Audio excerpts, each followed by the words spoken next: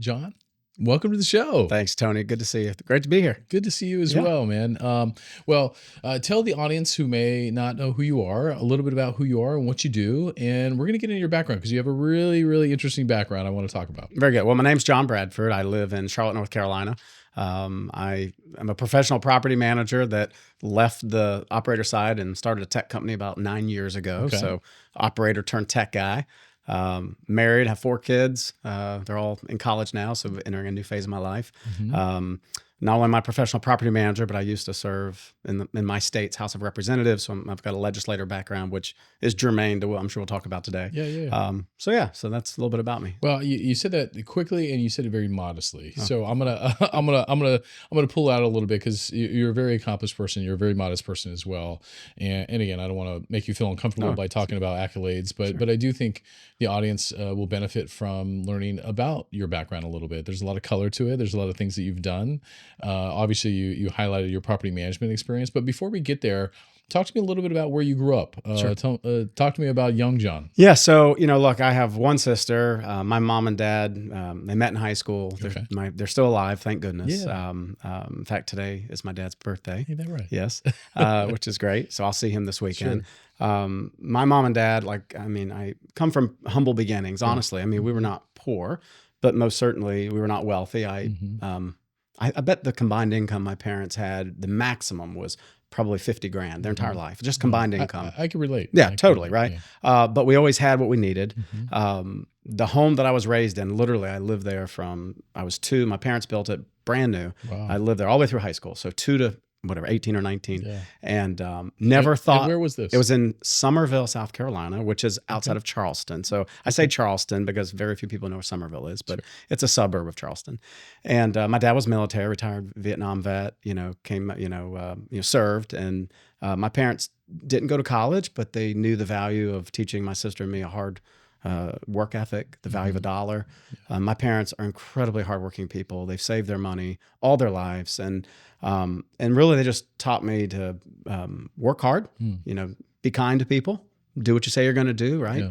Yeah. And that really I think set me on a journey to go to college. Now, what's interesting is my dad always wanted to go to college, and he used an Air Force program before the internet and was even invented, which sounds terrible to say, but it's true. There was no online college. So my dad actually went to the Air Force program and got his degree, and we graduated with a Bachelor's of Science the same year. I went to Clemson University for engineering, and my dad got a degree from Southern Illinois University, the Salukis, because the professors would fly down on a military plane to Charleston, South Carolina, and offer a class at the base, and professors would rotate. So him and another cohort of people all got their degrees. And so my father and I share the fact that we graduated from college with a 4-year degree and at the same time, which I think is pretty special. So, come from pretty humble beginnings, but it really put me on a good track. So you studied engineering. I did. Were you an engineer for a short time? Yeah, I was. I was an environmental engineer. Tony, I had this great idea. When you're in high school, my parents again just said, "Be anything you want to be." Yeah. There was zero pressure to. I could have done anything, honestly. Right. Could even been a I'm not theater major. I'm not great with blood. I pass out. New healthcare was out. But I was always good in math and science. And so I thought, well, I'll be an engineer. Because, we had these career days, and I thought engineering was a distinguished degree. And so I wanted to be an environmental engineer because I thought if I was an environmental engineer, I'd work outside. I love the outdoors. I like to fish. I like to camp. I guess, ironically, that never happened on the outdoor side. I became an environmental engineer for ExxonMobil.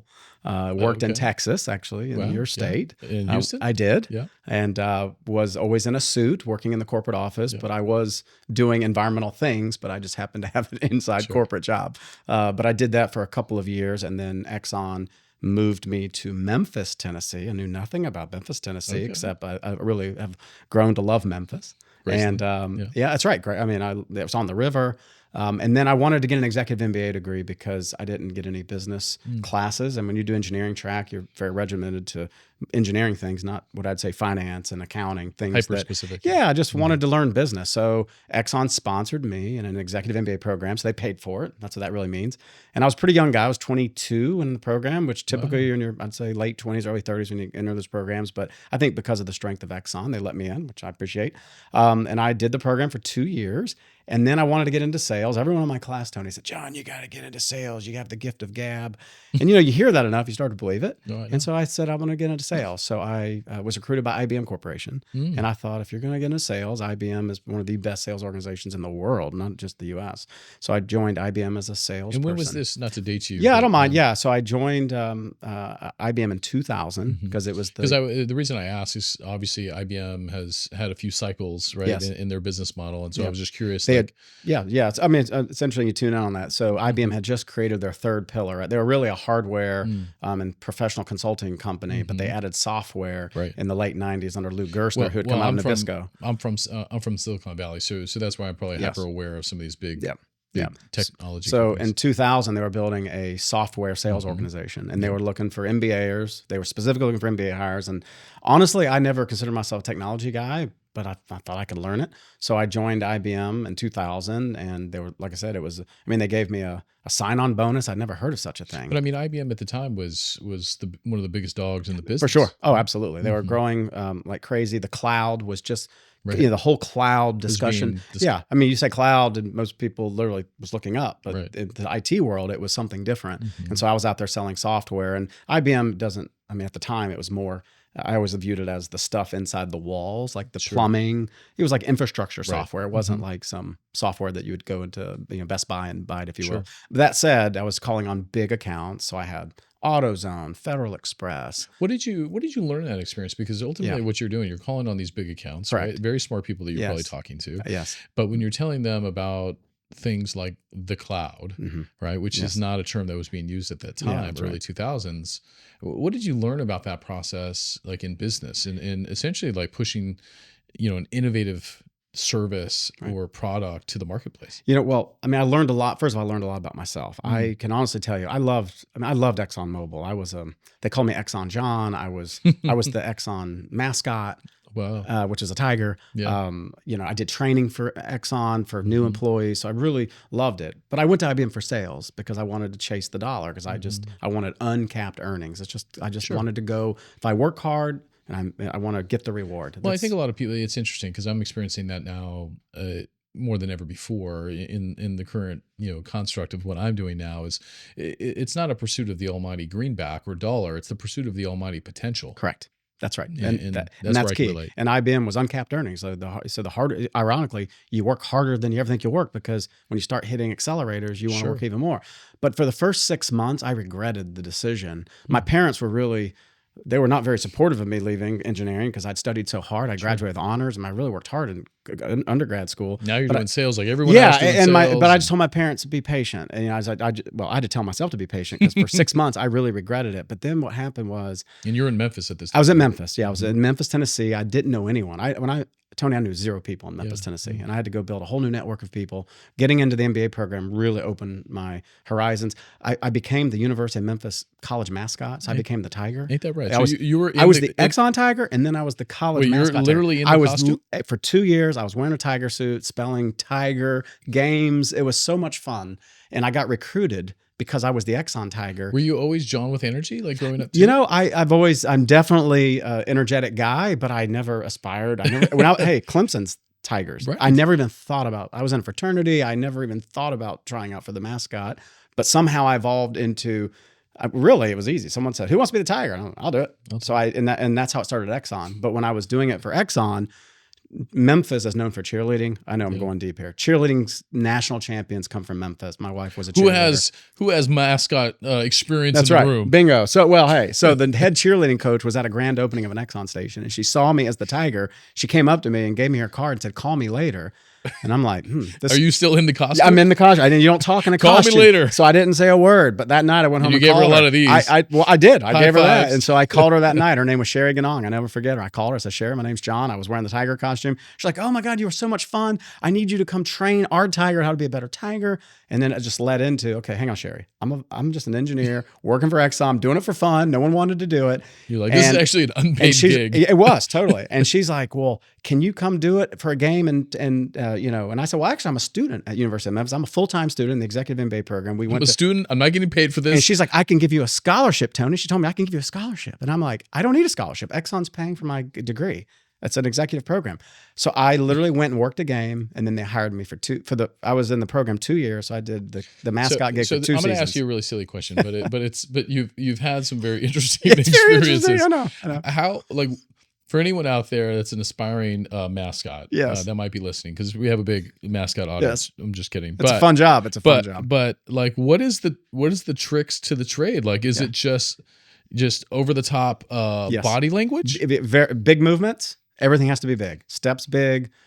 Big motions. Head shakes. Yeses are yes. That's right. And no's are no. And you never talk. It's the cardinal sin. You never utter a word in the costume. You don't. So no matter when people heckle you, because that happens at the other side, kids, tug at your tail. So what's the trick when someone's heckling you? Do you just kind of play self-deprecating, like put your hands on your face? I go in for a big hug and a big old hair noogie and just give it to them because they're not going to like hit the mascot, right? They're probably on TV, but lots of fun things. Sliding in the basketball game, slid across the floor because the floors were slick. Yeah.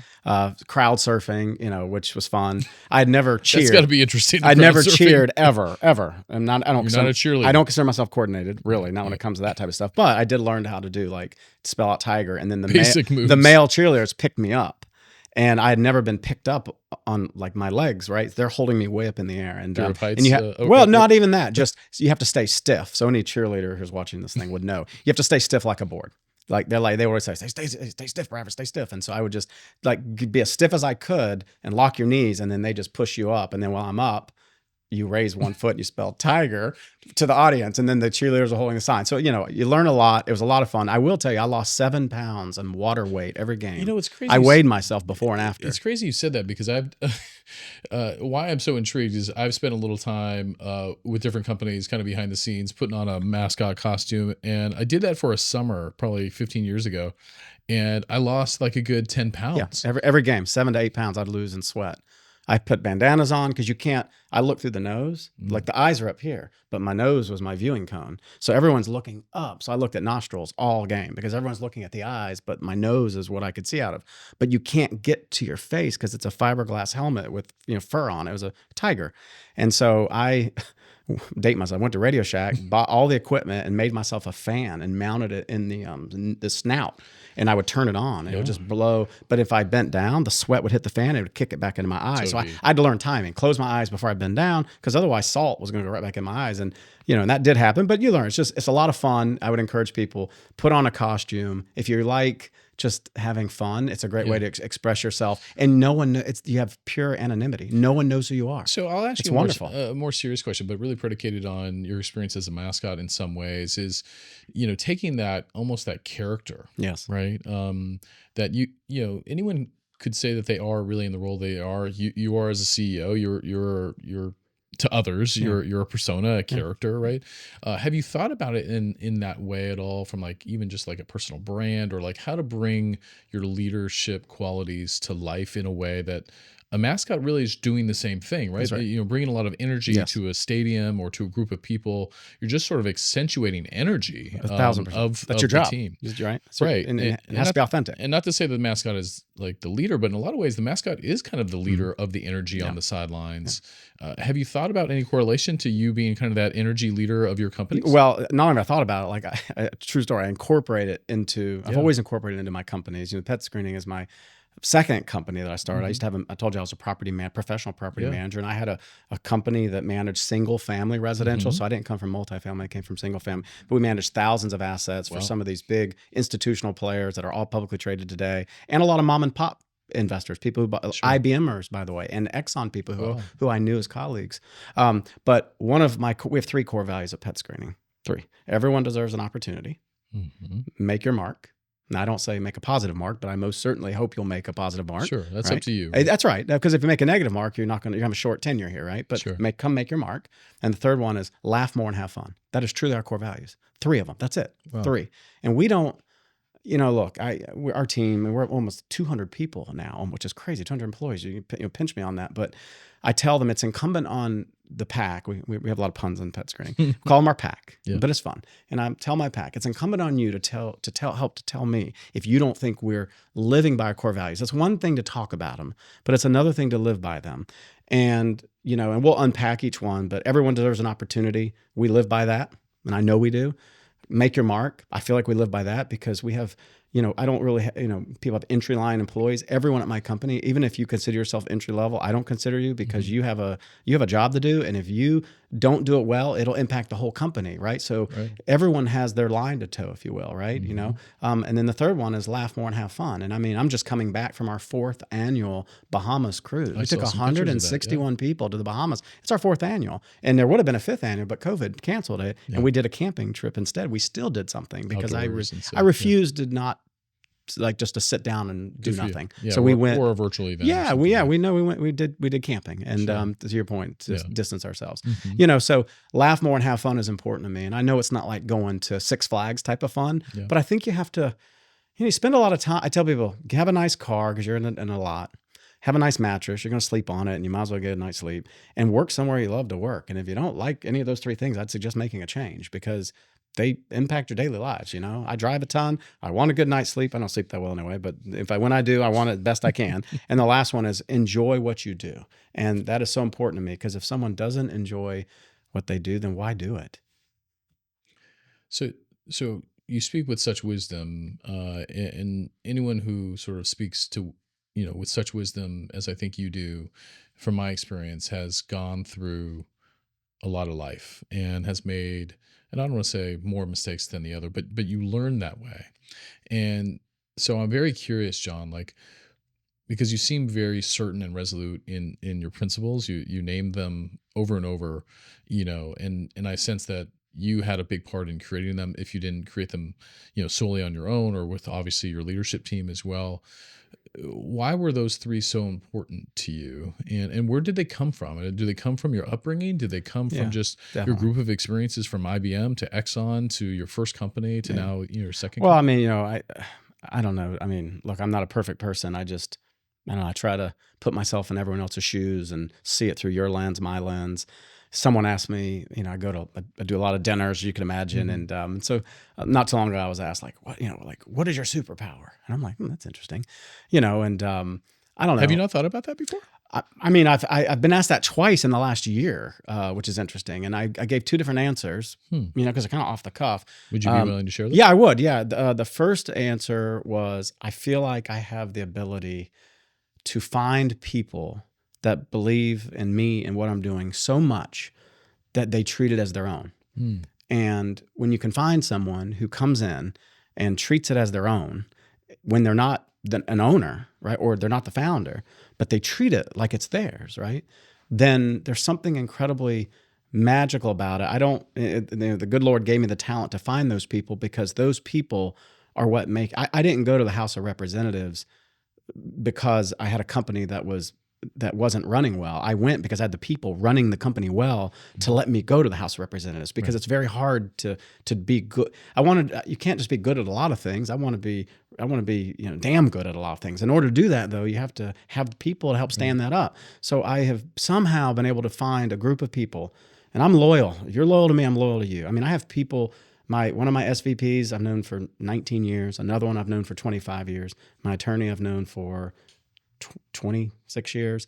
My guy who runs my 401k, I've known him for 26 years. I mean, I can go on and on. I just stick with people. When I love them and they work hard for me, then I want to reciprocate and treat them well. And I think there's talent in finding people that'll give you 1,000%, even if it's not theirs, because they believe in you so much.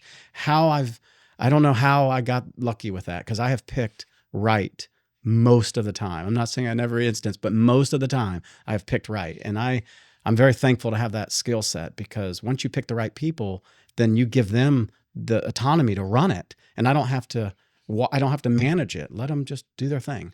That was one answer. And then the second one I'll just tell you was, after being in elected service for 11 years, I did town council for 2 terms, House of Representatives for 4 terms.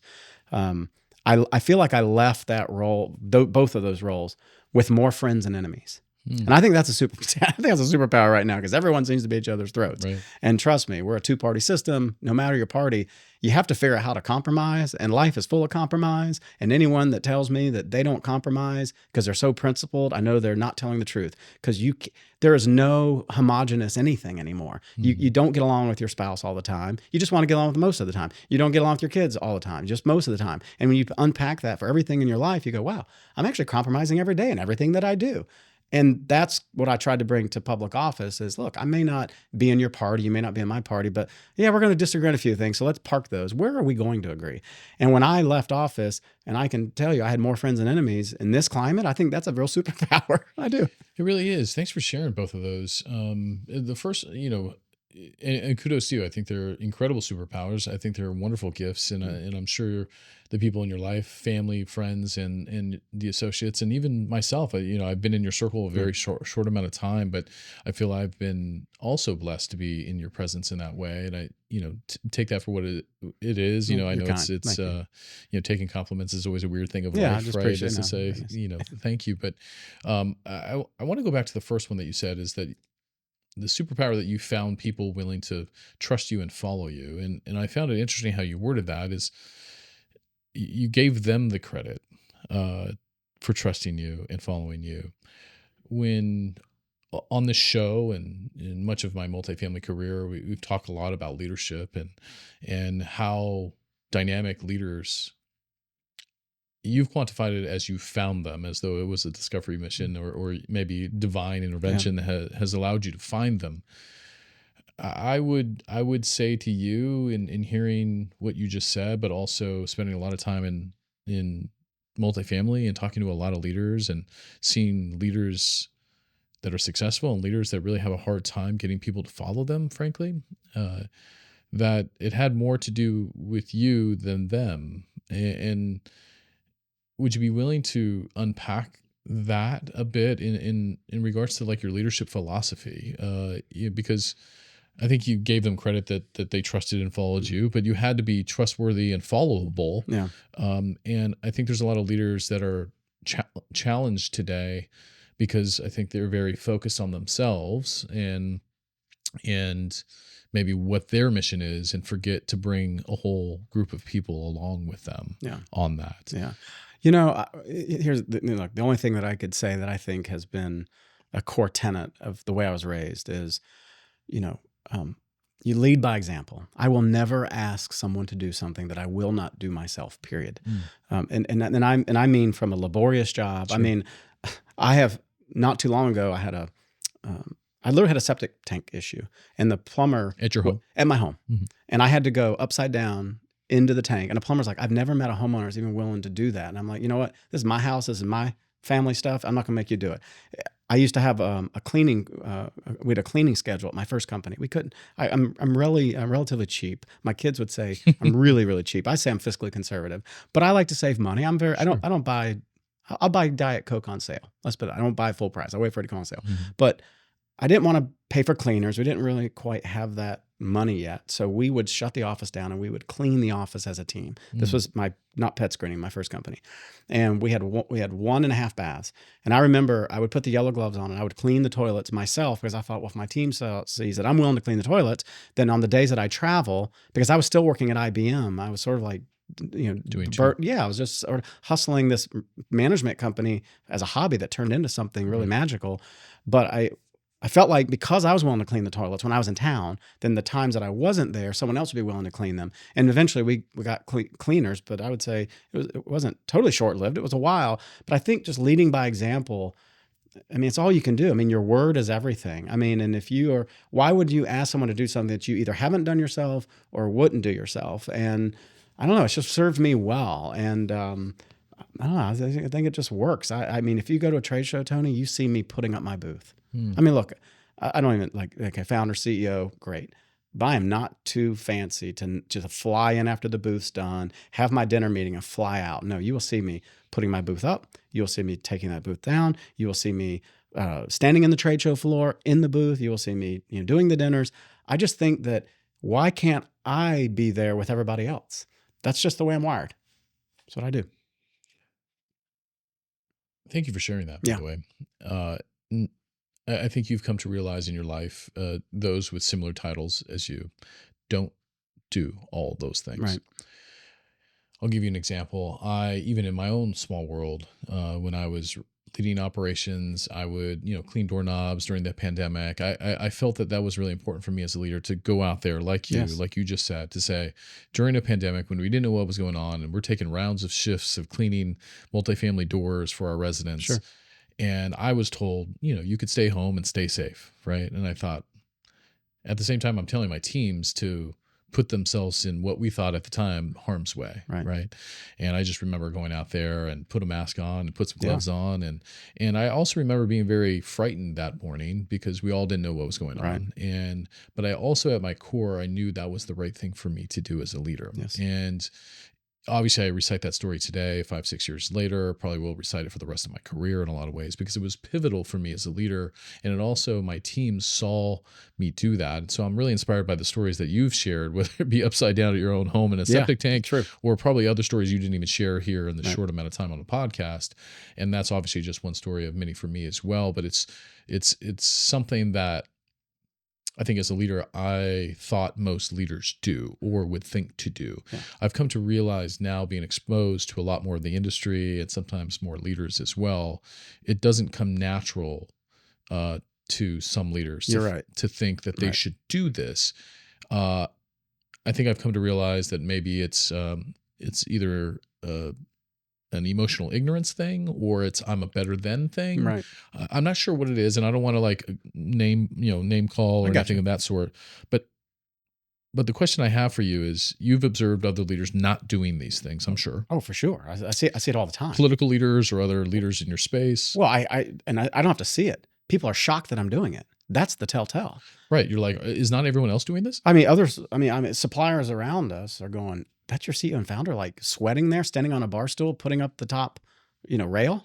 And they're just shocked. And I'm shocked. They're shocked. But I think it just shows that it's maybe less common than we think, but it's just innate in me. Like, I don't know. I don't do it for credit or I don't even talk about it. We're just talking about it because you asked. I just jump in and help. Like, I never really unpacked it like I this. I just do it. I guess my point is I just do it. So the question I really, long-windedly, and I apologize for that, but the question that I have for you is for young emerging leaders that feel in their sense and in their gut and in their heart that I should go first and I should do the jobs that I'm telling others to do.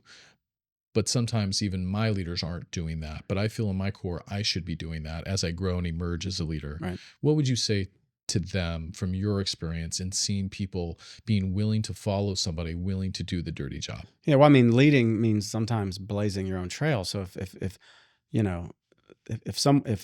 you're working for a management team and maybe they're doing it differently, don't be afraid to step out and do it the way you want to do it, because what you might see is that the people above you may start looking down to you and go, look what they're doing. And then they may conform to the way you do it. And then you become the leader, but you become the leader by doing, not by saying.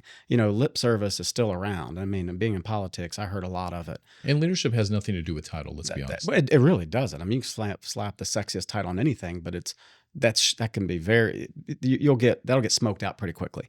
I just feel like if, sometimes, I don't know, I use this a lot. I'm like, I'll be the minority voice. I don't need groupthink. I'm happy to everybody or consensus leadership. I'm okay to say I just disagree with everybody. But you know what? I don't mind telling I disagree, but I'm happy to go with what everyone else is saying. But I'll just go on the record. I feel differently about it. And that having that courage, it's hard sometimes. It is, because it's a lonely place, Tony, to sometimes be out on an island where you see it differently. Even within your own company. And you can apply that to anything. A family spirited discussion. Politics, you name it. Politics, work, community, HOA, if you're on a board, PTA for school. The point is, having that courage demonstrates that you can be convicted about something and be resolved without being mean and without being arrogant. And even if it doesn't go the way that you thought it should, then how you react to go with the way that was decided because the majority thought it was good. Be a good actor and go along with it. You don't have to be upset about it or pouty about it. I remember, I've won most of my elections.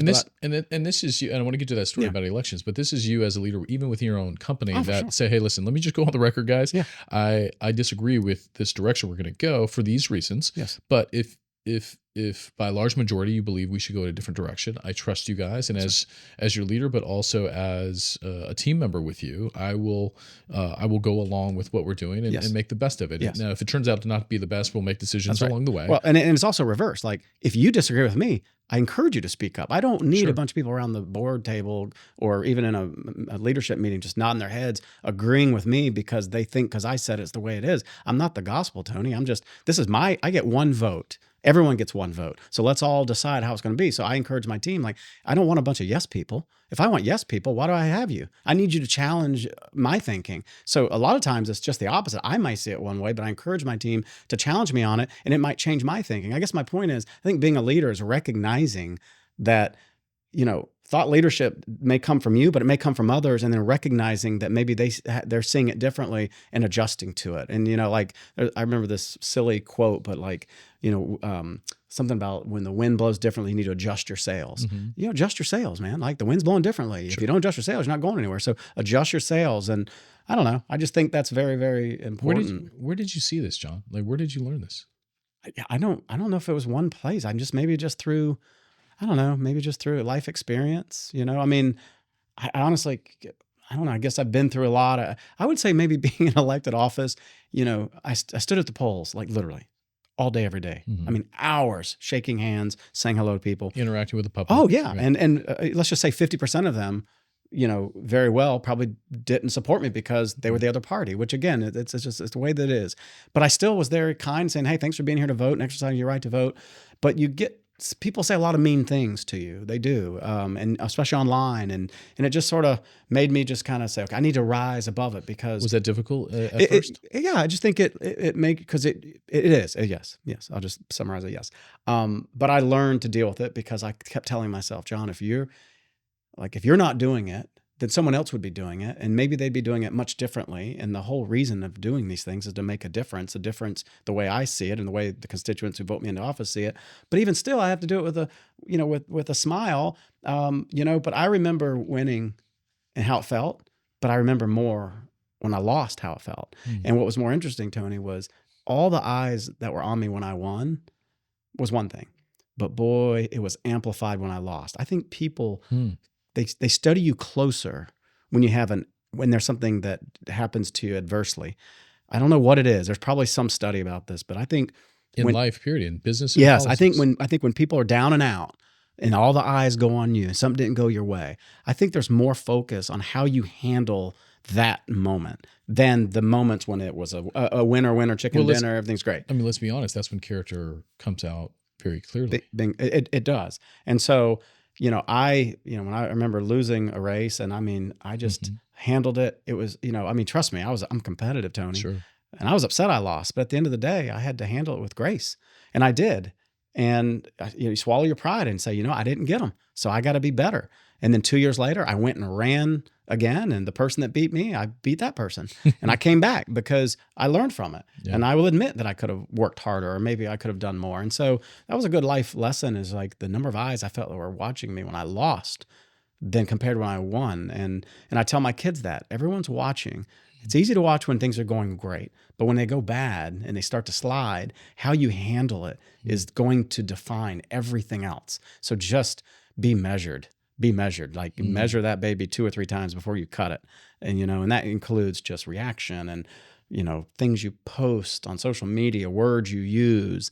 You will not find a controversial thing about me out there because I tried, things are made controversial because in politics that happens. But my point is, I, for one, just try to keep it so above board. I think so how key. Do you, it's interesting. I want to get into PetScreening and all the wonderful things. I know. I'm having fun just talking about that. But I'll tell you, this is really dynamic material and conversation for young leaders that are emerging. And I feel, listen, it's my show and I'm the host, but I feel like, those who watch this show are young leaders and they're emerging leaders. And I feel, this conversation, and thank you for going down these roads, with me, that they're learning from dynamic leaders like you, who have had some experience and had some loss. Oh, for sure. And I think the point that you just made now about, more eyes are on you when you lose than when you win is, I think, contrary to what most people think. Yeah. And trust me, you're going to lose. Sure. Everyone does. I mean, you fall, but just how you get up. I mean, I've competed in inventors contests, Tony. I mean, I've done all kinds of crazy things.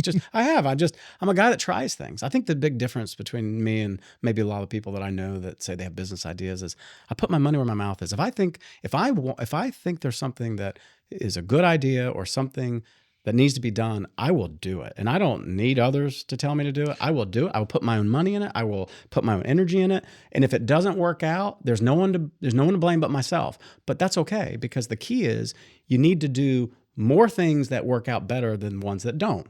obviously. So obviously I'm first year entrepreneur, Yes. and I'll tell you, I talk to a lot of people now, and you probably have over your career, say, how do you have this courage to go out and do things that you believe in, right? And I hear it all the time now, and I came up and through operations, so there's a lot of folks that send me private messages that said, I've always loved to be an entrepreneur or do my own thing, and have an idea about a flower business or whatever the case is, and how'd you get muster the courage to do it? And ultimately it came down to a group of decisions. Obviously you bring your family in close, and you bring your circle in close, and you, at the end of the day though, you have to make that decision for you. Amen. And that's it. If anyone that's listening, if you could play that back, because you can ask anyone around you who's in your close network, and like your family, your best friends, and bounce these business ideas off of them. The challenge is it's really hard for them to tell you that it's a really bad idea.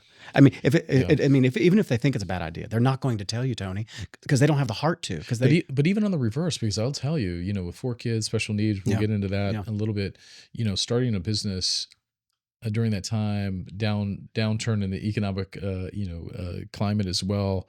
I had also a lot of fathers and friends that were like, "Are you sure this is the right time?" Then it's great, because that means they love you enough to shoot it straight. Most people don't. But I know what you're saying. You're gonna have both. You're gonna have family and friends that love you and say, "Hey, that's a great idea." So go shop people that have no dog in that hunt to really give you good feedback. And then when you start hearing that could be a great idea from people that have nothing to win or lose, then you're getting unbiased, real feedback. Because ideas, I get asked a lot by people and pitch ideas and stuff. And there's a lot of ideas out there. There are tons, and God bless them. That's how, look, pet screening, there was who ever thought about screening pets? It was an idea. I created a category, Tony. I truly have created a category, and it was just an idea. But the point is, I went for it. I had the idea, and I put my money where my mouth is, and I went for it. And had I just had the idea and never done anything with it, it would have just still been just an idea. And when I get invited to business schools now as like a guest lecturer, right? I'm the MBA program, which is fun. And I tell them, like, if you have an idea, then pursue it. And pursuing it could be you decide it's not as good idea as you think, but pursue it. Get it to a point where it's a go or no go decision. But if somebody's sitting on the sidelines listening to this podcast and says, I have an idea, how do I muster the courage to go all in on my idea? And maybe you don't go all in, be strategic about it, because my sense is your first company was sort of maybe initially a side hustle while you were working a stable job. Yeah, that's right. And it took off, and then you're like, okay. It did. And it was a services-based company, so I just knew if I worked the hardest, I could win. Right. And that I bet on me all day long, because I'll outwork anyone. I just feel that way. And then I want people around me who I know can, outwork me, which I think is hard to do, but I knew they were trying, and some were right there with me. And when you get people who are willing to outwork them, think about just a basic realtor. There are famous realtors in markets, but their time will pass, and then there's going to be a new famous realtor. Right. It's the one who's going to get out there and hustle the most, right? And that's just the way it is. And so, all that said, I would just say, make sure that you really analyze: is there, again, don't fool yourself. Make sure it's a good idea. Ask around, and if you still are compelled, then really start putting your money where your mouth is, and you'll learn a lot about yourself. Because when you have to, it's easy to run a business when it's someone else's money, but now you're giving away equity and share. When you start putting your money into it. And that's a good lesson too, though. You stroke a couple $1,000s, and then a couple tens of thousands of dollars, and hundreds of thousands of dollars, But if you don't try, you don't win. I can tell you I've had 4 or 5 business ideas of products that were later invented, and like my parents are like, you had that idea 10 years ago. 'Cause I'm always thinking. The point is, I didn't have the money, the resources, but I don't know. I'm a solutions guy. I don't know. That's the engineer in me for sure. Is I see a problem, I want to solve it. But then the business side of me, and just the socialness, I guess the social battery that I have makes me atypical, not an atypical or an atypical engineer, right? Not an ordinary engineer. They're typically introverted. I'm extroverted, but I can do the pragmatic approach when I need to. I just pull it out when I. Well, it sounds like you have both skill sets, which has probably made you very successful. Let's talk about the problems that you're solving with PetScreening. Yes. And tell me about how this was born, and obviously maybe the problem in the marketplace that you felt needed to be addressed. Yeah. Well, there were two. Oh gosh, there's a couple key things about this story, and it's true. One, I was a professional property manager, so I was managing, a sundry of houses, hundreds of houses, and turned into thousands of houses for people just like me. These were I owned homes. I was so you had a lot of experience in the single family side of yeah. things, but ultimately it's very similar. The problems are the same, just so single they family, had pets, all the things, right? But my lens was through single family, and my company was always very pet friendly. I'm a pet lover. I love pets. I have always had pets. When I was in the General Assembly, I raised 2 birds in my office that I found on the sidewalk and raised them in a box, and people probably thought I was a little nutty, but they were on the sidewalk and they were going to die. So I just love animals in general. And so I always was very pet accepting as a property manager. We dropped all of our breed restrictions. As soon as I knew my insurance company would allow us to allow all breeds, we instantly dropped all breed restrictions because all dogs can bite. Even a golden retriever can bite. If you did something terrible to it, it probably would bite to defend itself. The point is, all dogs can bite. And so, we were very pet friendly. But one time we had a dog bite incident, and actually we had 2 dog bite incidents. At your property? At a property I was managing. Sure. And what was interesting was we did not place the tenant. We call them tenants in single family, residents in multifamily. So I might change verbiage here. Don't worry about it. We did not place that tenant, but we'd inherited the portfolio because these were from institutional investors, and they were bringing me, Tony, wheelbarrows of properties. They're like, John, here's 100 properties. Go manage these. And I'd inherited them from other property managers that had dropped the ball. But in these 2 instances, 2 dog bites, both of which were not even supposed to be there to begin with. And of course, my insurance company got involved, even though we were the responsible party, Tony, but we had done nothing wrong. Right. I didn't put these people here, right? But they had a dog. And so my insurance company settled totally unauthorized pet. They settled those lawsuits, and then my insurance went up, which was frustrating because when you make a claim, what's going to happen next year. Your annual renewal, the rate goes up. So put a pin in that. That was one thing that happened. Another thing that happened was I was serving in the House of Representatives, and I was the only professional property manager in the state of North Carolina in both the House and the Senate. So we're a bicameral legislature. That was my career, right? And if I looked at all 170 of us between the 2 chambers, no one else was a professional property manager. There were a few legislators that may have owned a rental, but no one did this as a living. So what that naturally made me become was I was the legislator that carried the tenant landlord law for my state. I just was a very natural fit for me. Sure. The medical doctors, by the way, carry the healthcare bills, right? This is like not rocket science. But so I really developed an expertise around legislation, tenant landlord law, fair housing, and a lot of property managers in my state. My company was very involved. When I run something, we go all in. So we're involved with national associations, the property management division of the NCAR, which is the North Carolina Association of Realtors. And we had leaders behind me who were running these as board members, if you will. And so they said, oh, we're so tired of these fake ESAs. And they would say, well, call Representative Bradford. So people were calling the legislature, the Senate and the House, starting to get upset about buying a vest online, throwing it on these dogs. And people were coming to me, and I'm like, this is a federal issue, not a North Carolina issue. Put a pin in that. That was the second thing. Yeah. Third thing was we had a no vote session, which means if we don't, I have to be in the chamber to vote. You can't vote virtually in North Carolina. You have to be at your desk, and you have to hit the I button, green, or no, red. And we had a no vote session, which means we weren't going to have any votes. So I could basically not be in Raleigh that week. There was a conference going on in Vegas. All conferences seem to be in Vegas. And it was for the single family residential space. There were 1,000 brokers and property managers just like me that were in this room. And I flew in, not supposed to go. In fact, I wore a ball cap. I love to wear hats, but I don't wear them tons. Usually I'm not in a ball cap attire, but I wore a cap that day because I was kind of incognito. I wasn't even supposed to be there. 1,000 people in this room, and the Deputy Assistant Secretary of HUD was on the stage talking about what was going to talk about fair housing issues, disparate impact, familial status, probably assistance animals. Well, he started on assistance animals, and for 1 hour and 15 minutes, he never left the subject. I had 1,000 people in this room who all owned management companies. They were brokers, just like me. These were not the employees. They were the brokers. They owned their companies. And they were lined up at the microphones, 10 people deep, asking all these questions around assistance animals. And I'm like, these are my peers. They own companies all over the country, and they're all frustrated around assistance animals. And I know the law because I make laws in North Carolina.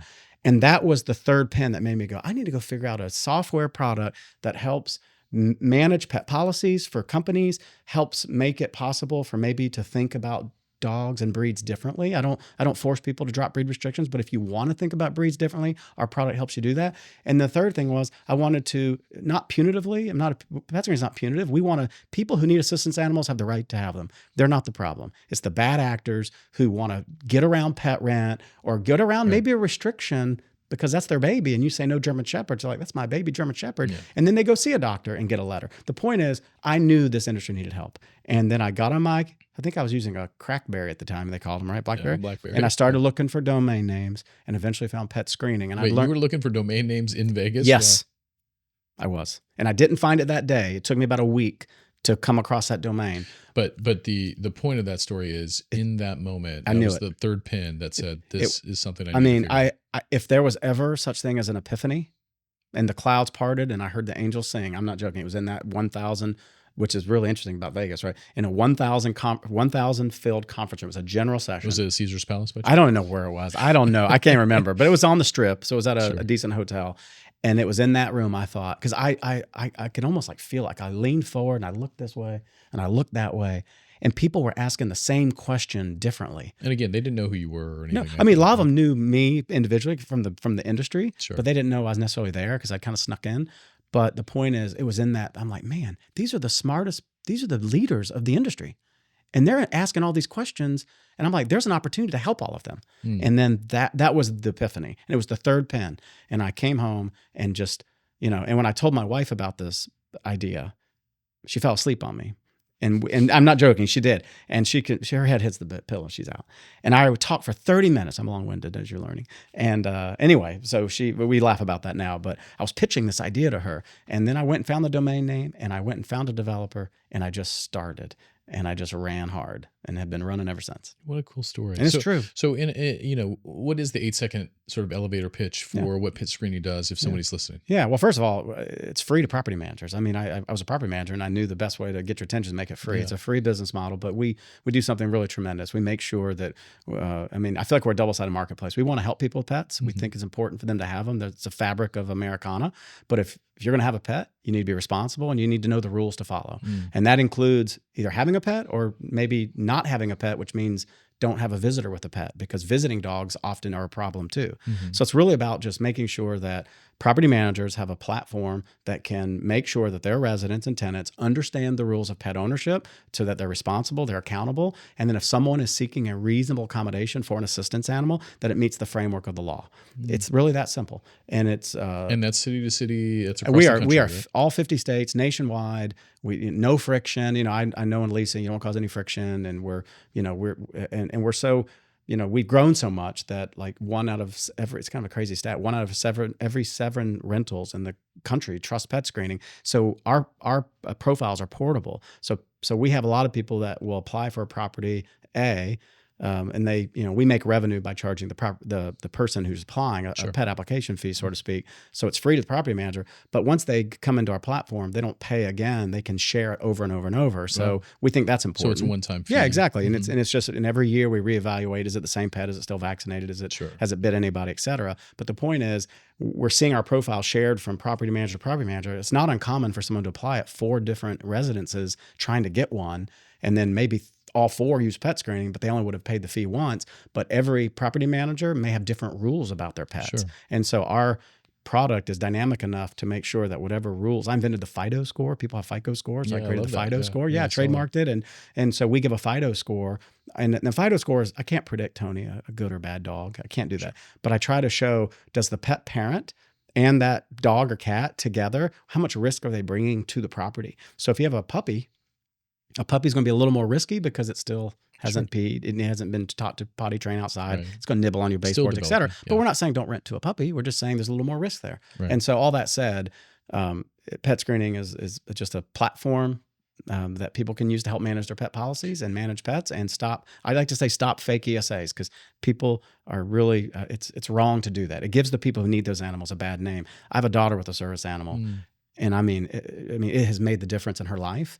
And I wouldn't want someone, and that came after the PetScreening journey. It had nothing to do. This was after I started PetScreening. Just kind of weird the way that's happened. The point is, people who need those animals deserve them. The bad actors, we need to call them out. Yeah, very serendipitous. Isn't it? Yeah. It's so crazy. I mean, who would have thought that I started PetScreening and then later my dog got bit by a tick and has Lyme disease, and at a very young age, we had no idea what was wrong with her. But eventually now we know. And so she used a dog in high school and now a dog in college, and it has made the difference. Like, I was very skeptical. It has made the difference. And I I just professed what a difference an animal can make in someone's lives, which is. I could tell something changed in you when you mentioned your daughter's Yes. situation. And Yes. it just, I think, has added to the purpose Yes, for it what has. you're doing. It has. And when she went through her dorm or her apartment she's a freshman in college, and the place she's moving to, it's a brand new property. I won't say who it is, but the things they asked her are so outside the framework of the law. I'm like, they just don't understand. And of course, I mean, I'm not out to get anyone in trouble, but like, that is why my product would help that company from not doing that. Right. Now, my daughter is easygoing and she'd come to me. I mean, your product would help that company. Absolutely. That's right. In a lot of ways, right? That's Just right. from a legal liability standpoint. They asked all the wrong things. And they were, I mean, just the thing, I'm like, they just have no idea. If they're legal counsel, and this is a big company, by the way, new, it blows my mind. So obviously we're working on trying to get in there, but it just was funny how I lived it with a daughter applying with an assistance animal, service animal, and saw the things that she was being asked to do. Really, and I knew that this was so wrong, but I didn't go pick that fight. That's not my style, but it just proves like we stopped PMCs, property management, from doing that. Well, yeah, I think it further sort of proved out your business model of how important it is to be a part and partner with these property management companies across the country. Yeah. So. And I didn't say that to be self-serving. It's the honest truth. That's really what happened. Yeah, I don't think you were seeking out a property that had it wrong. No, gosh, no. I was curious how it was going to go. Right. Yeah. You genuinely curious. Now, my other kids, when they applied, they were a little older. They had to use PetScreening at their property manager. That's cool. Now, this property, that probably made you feel good about it. It did. I'm like, hey, kids. That's Papa's product. Bingo. That for me was in a lightning moment. I'm like, let's just as we come into concluding here, John, I want to talk about why we came together. Yes. And the program Down for Pets and how that came to be. You've shared with me early on sort of your heart for the Downs community. Obviously, I have a heart sort of inside my heart, if you will, as my son has Downs. And I'd love to learn more a little bit about how that came to be. I've learned offline, but I'd love for you to tell the audience. Yeah. Well, there's no one in my family, immediate or extended, that has Down syndrome. So this was personal to me, but not because of a familial situation. Yeah. Going back to my mom and dad, my mother worked in the school system as a teacher's aide. And, because again, she didn't go to 4-year college, but she went to got her 2-year degree, but she always was drawn to the crowd that had, IDD, right? Intellectual and developmental disabilities. And the way she treated them, my sister and I both observed this. She didn't treat them any differently than anyone else. There was one young lady, I'll never forget her. She was wheelchair bound, constantly saliva coming, just, and my mom would just go there with a napkin and just wipe it off her face and just talk to her like nothing was going on. And then the communication skills were not there, but the child would light up and just make reaction. I watched this as a child, and maybe I didn't know it was like sticking with me, but it did. And, my mother's best friends were the bus drivers and the cafeteria workers. My parents just they gravitate towards maybe the person that's that's in the shadows, if you will. Yeah. So fast forward this, my sister went on and got a master's degree and teaches special education in just outside of Washington, D.C. And she teaches the older adult population, because if you have IDD, you can stay in high school typically through 23. So my sister got the bug, if you will, right? She just is drawn to that community. And why Downs? I will just tell you that my interactions with, from a child through my college career and then in professional life is people with Down syndrome. And I'm not saying this as a father, so I'm not stereotyping or generalizing. This is my personal observation. Everyone, because I've hired a lot of people with Down syndrome to work for me, so I'm coming from a place of where I've interacted with them as employees, is that these individuals are angels sent here to teach us how to be better human beings. I truly believe this. I'm religious. I don't overdo it, but I believe they are sent here to teach us how to be better. And I have learned so much more than I could probably ever teach these individuals, honestly. And that's the truth of the matter. But when I went to the legislature and I felt like I could make a change at a higher level, in North Carolina, the largest state employer is the state of North Carolina government system. And every year, legislators can go hire college interns. Okay, we can all do it. And I had this idea that I wanted to hire a college intern, but I wanted to find someone with Down syndrome. There are a couple of programs. Clemson has a program called Life. There's a program at Western Carolina called UP, University Participant. So there are some colleges that do these programs. They're certificate programs, but they're immersion programs where individuals with IDD, Down syndrome, and other autism, et cetera, can like go on college, live in the dorms, interact with other students, and get a certificate of completion. And so I went to the Speaker of the House and I said, I have this idea. I want to hire someone with Down syndrome to work for me. And of course, honestly, his reaction was, are you sure? I'm like, yes, I'm sure. And he's like, if you want to do it, I support you. So I went out to the Down syndrome community, didn't know anyone, went to the North Carolina Down Syndrome Network. It was like an association, and just said, look, I'm a legislator and I want to hire someone with Down syndrome to work as a legislative intern. We're going to get them a security clearance, get them a badge. It's a paying job, and I'm going to put them to work. This is not charity, because that's one thing I kept saying over and over. This is not charity. They're going to come here and they're going to work. Yeah. And that's what I did, Tony. And I did it every single year. Except my freshman year, my first year, I didn't do it because I had to learn. Trying to figure it out. But for the other right. 7 years I was there, I hired one intern twice, but I mean, I've hired 6 different legislators or legislative interns, female and male. I tried to rotate between male, female, the best I could. And I don't know, it's the best thing that I ever did. Honestly, it's the best thing I ever did. And I have raised my children. My kids are so comfortable, and I get it. Not everybody is comfortable around it, whatever. My kids embrace it. They point out people, oh, Dad, look, there's one there. Go say hi. And so I brought that into pet screening, and so we created Down for Pets, which is a little play on words. Yeah. People may not know what Down syndrome is, but it's there's people have 46 chromosomes. Yeah. There's 23 pairs, and the 21st pair is triplicated. It's called trisomy. So instead of having 2 chromosomes on that row, there's 3. And you know this as a father, but they say that people with Down syndrome have a little something extra. And I think they're extra special. I think they're extra loving. I think they're extra happy. I think they have feelings. Don't get me wrong. Because I've seen it. They get upset if they want job performance reviews too. They can be grouchy. But I think they're extraordinary. I think they're just extraordinary people, and I just absolutely love it. And people in the industry said, "You got to meet Tony. You got to meet Tony. Your reputation precedes you for 2 reasons. One, you're a fun guy. You do a lot of good work. But then the fact that you have rock, and they knew that I did stuff with Down syndrome. I'd heard your name so many times. I'm like, I'm just gonna go meet this guy. But I didn't. I'm always careful to not look like I'm leveraging something for something else. It's not my style. And we've talked about that. Yeah, that's right. For those listening. Can you tell us precisely what Down for Pets program is? Yeah. So we find individuals with Down syndrome of any age, toddlers to young adults, or even to someone in their 40s or 50s. It doesn't matter. And what we do is we fund a grant. This is not a nonprofit. My company pays for this completely. We don't even raise money for this. We just use our profits. When people use pet screening, they're going to do business with a company that does good, and this is important. And so we'll work with that family or that individual, and we tell them to go find a rescue animal or a shelter dog or cat, and we will pay for the adoption fees.